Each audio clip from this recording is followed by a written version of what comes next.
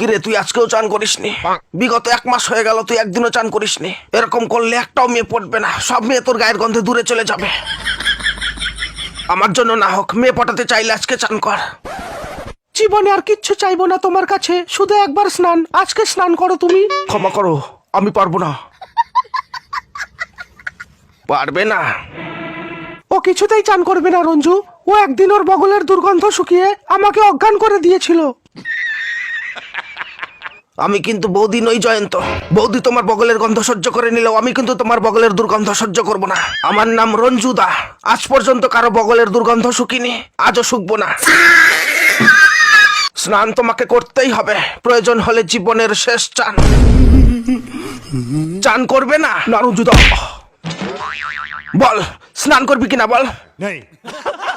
দেখো জয়ন্ত, আমি তোমাকে শেষবারের মতো বলছি, স্নান করবে কিনা বলো।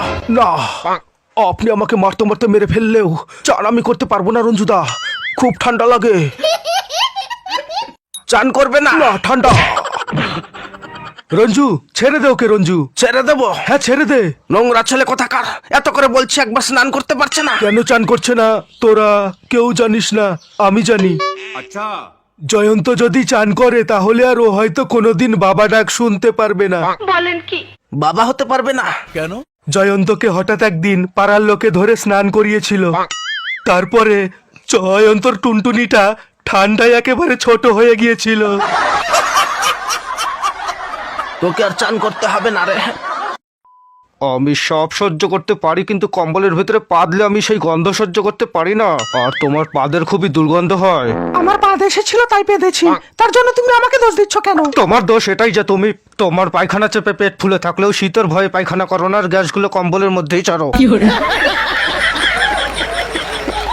ভবিষ্যতে আর কোনোদিন তোমার পা দিলে কম্বলের ভেতরে তুমি পাতবে না। তুমি বা তোমার মা পাদলে তখন তোমাদের নাকে গন্ধ লাগে না? তোমার মা তো সারাদিন ভরম ভরম করে পাদ মারে। একদিন তো তোমার মা পাততে পাততে হেগেই ফেলেছিল। কাজল চুপ করো, মা শুনতে পাবে।